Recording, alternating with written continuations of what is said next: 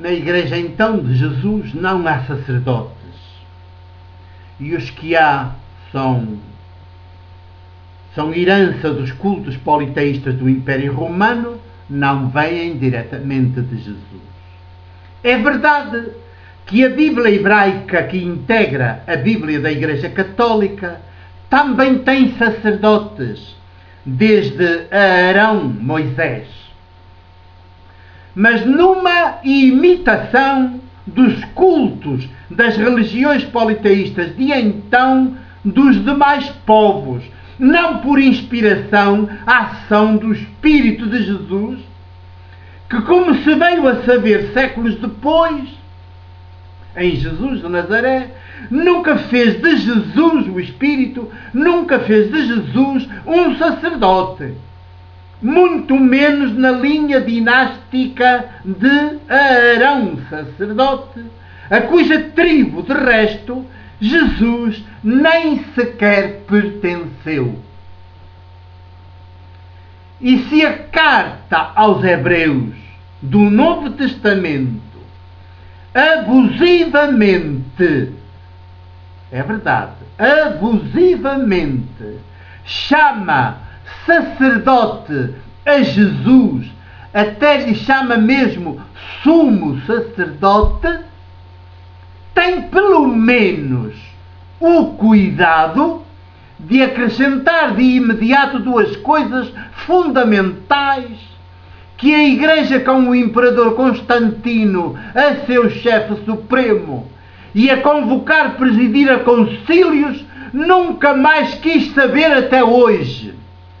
E que são estas. Uma, que só Jesus, diz a carta aos Hebreus, que só Jesus é sacerdote, o único sacerdote.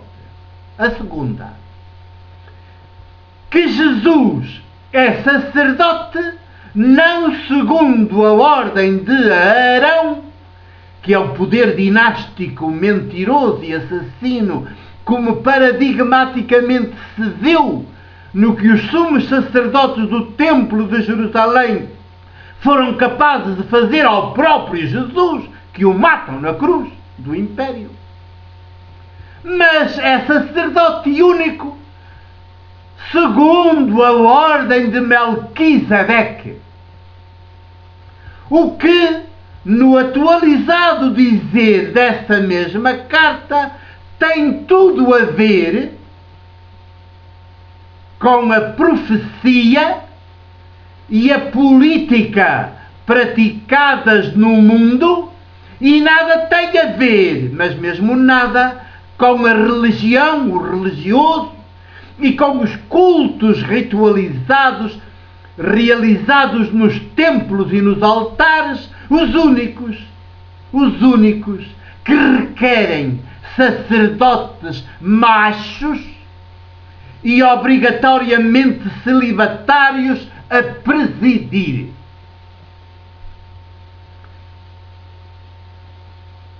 Segundo a ordem de Melquisedeque e não de Arão, é o que significa que não se reduz, não tem nada a ver com religião, com religioso, com cultos ritualizados, realizados nos templos e nos altares, que são os únicos cultos que requerem sacerdotes e sacerdotes machos. Na Igreja Católica, até para já, obrigatoriamente celibatários, a presidirem esses cultos. Não são assim a profecia e a política praticadas no mundo, que o que exigem são mulheres e homens pobres por opção e por toda a vida, celibatários ou não, segundo a opção livre de cada qual,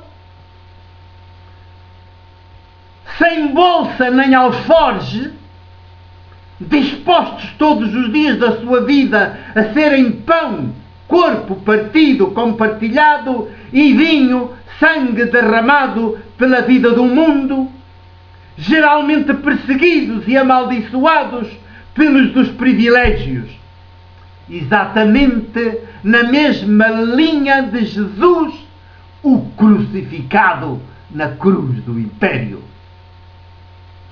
Aliás, é o que aquele mandamento último de Jesus, horas antes dele ter sido preso, julgado, condenado à morte e executado como profeta e político na cruz do Império, diz para nós, suas discípulas, seus discípulos, fazermos, prosseguirmos em sua memória, em memória de Jesus. O mandamento último. Por conveniência, por comodismo, por preguiça e também por amor aos privilégios clericais, nós temos sistematicamente interpretado este mandamento último de Jesus como um rito religioso mais.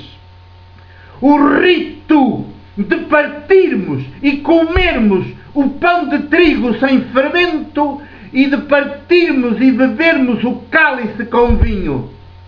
Reduzimos esse mandamento de Jesus último a este rito. E nada mais absurdo, nada mais blasfemo. Porque aquele mandamento último de Jesus, fazei isto em memória de mim, não nos remete para um rito religioso mais, já então em voga em certos cultos idolátricos do Império e repetido de geração em geração até à náusea pelos clérigos da Igreja.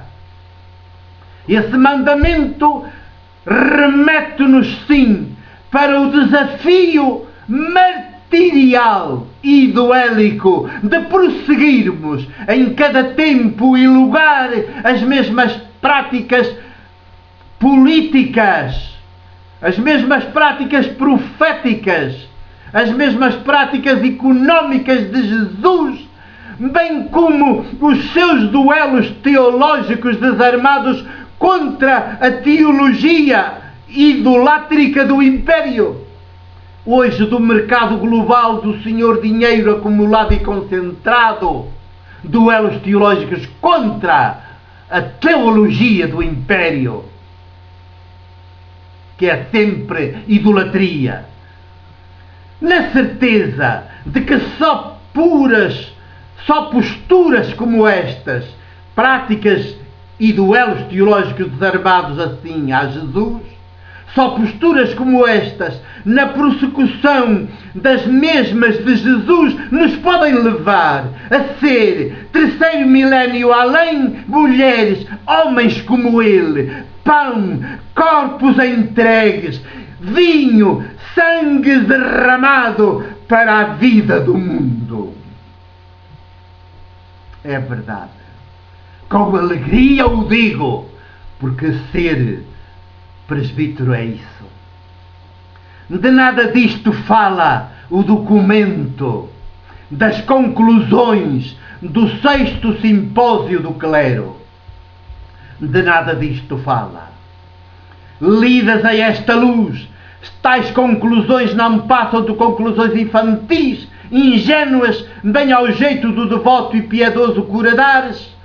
Certamente muito boa pessoa, mas muito pouco ou nada homem jesuânico, a prosseguir no território de Ars e na França do seu tempo as mesmas práticas proféticas, económicas e políticas de Jesus, bem como os seus duelos teológicos desarmados contra a teologia do Deus dinheiro, do Deus poder político, do Deus poder religioso. Não, foi um pároco, muito boa pessoa, muito piedoso, mas, como diríamos hoje, muito beato, muito cheio de devoções, cheio de rituais, mas nada destas práticas políticas, económicas, proféticas de Jesus, nada destes duelos teológicos desarmados contra o dinheiro acumulado, contra a idolatria.